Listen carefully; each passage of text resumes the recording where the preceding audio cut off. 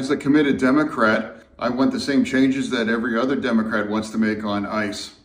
But ICE already has $75 billion in funding from the big, beautiful bill that I did not vote for. So what it will impact is that we'll shut down important parts of DHS, whether that's FEMA, whether that's the Coast Guard, whether that is also about the CISA, the cyber security agency in our nation. All of these are shut down. We want to find a way forward to produce those changes, but shutting the government down is the wrong way. Fetterman just went completely off script. He's calling out his own party for triggering a government shutdown that doesn't just impact ICE. It's hitting FEMA, the Coast Guard, and TSA.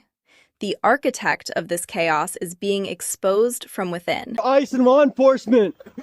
I support ICE. I don't know what's crazy about this. Yeah, I'm going to punch you.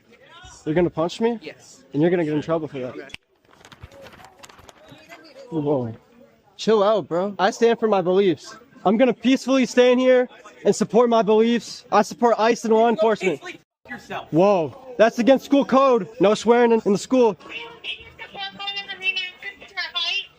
on their way there right now. We also have students walking out of the building as well, starting that process.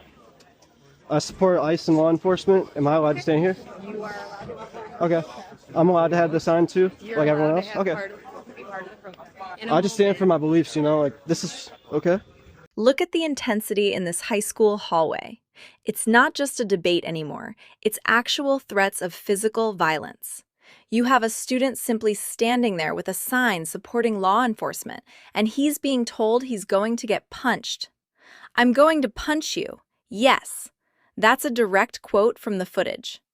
It shows how deeply this political divide has trickled down into our schools.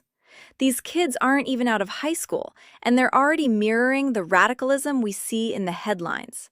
It's what some people call the woke mind virus in action, where having a different belief on immigration enforcement makes you a target for assault on school grounds.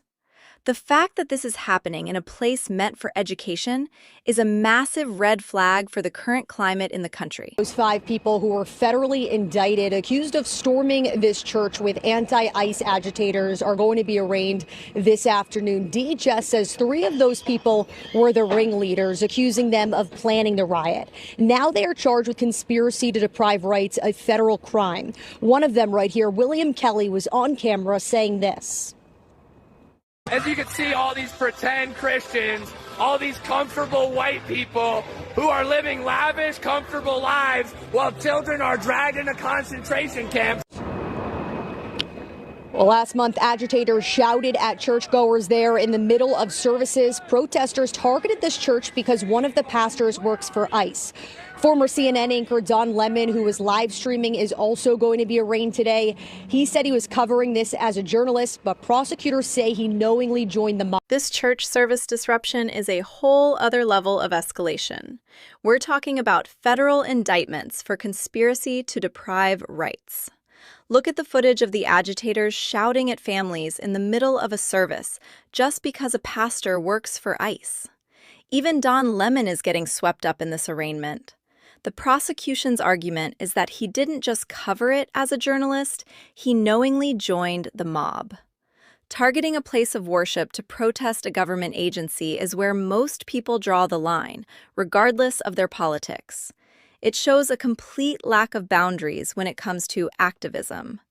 When you're storming a church to call people comfortable white people while they're trying to pray, you've moved past peaceful protest into something much more aggressive and legally dangerous. A judge appointed by President Obama ordering the Trump administration to help more than 100 migrants deported to a mega prison in El Salvador return to the United States and even pay their airfare. Jonathan Turley is here. I want to pull this quote here and read to you that Boasberg said, plaintiffs also request that such boarding letters include government payment of the cost of the air travel. The court deems that a reasonable request. The situation would never have arisen had the government simply afforded plaintiffs their constitutional rights before initially deporting them. The Homeland Security spokesperson said they were removed under the proper legal authorities. The case is no longer about the facts or law, but about Boasberg's crusade to stop Trump. He has been shut down by appellate courts again and again on this case. Yes, but how do you see this? Because it seems reasonable to me that if the government were to ultimately lose this case, yes, of course, then they have to pay the bill.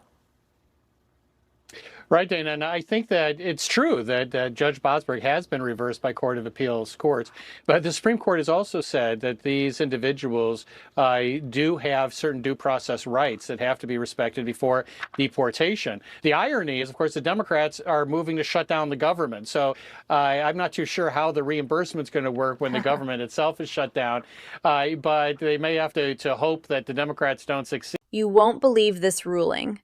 A federal judge is actually ordering the U.S. government to pay the airfare to bring over 100 deported migrants, including alleged TDA gang members, back to the United States. The judge claims their due process rights were violated during deportation, so now the taxpayers are potentially on the hook for their return tickets. It's a massive irony. While one side of the government is trying to shut everything down to stop ICE funding, a judge is ordering the government to spend more money to reverse deportations. This legal crusade is creating a revolving door at the border that's costing millions. It's a perfect example of how the system is being gamed from the inside, making enforcement almost impossible. From Platform Ventures a few hours ago, it says it was approached by a third party and did not know the U.S. government was involved until negotiations were over. The company also states its employees have been threatened over the potential sale. KMBC9 crews spotted ICE agents at that building on Botts Road last month. Other sites in our area have been pitched to the federal government as detention facilities. Of course, we'll continue to watch. And then you have the warehouse fire in Kansas City. A woman literally set a building on fire because she thought it was being sold to ICE. The kicker? The sale had already fallen through. It's pure, unchecked radicalism based on misinformation.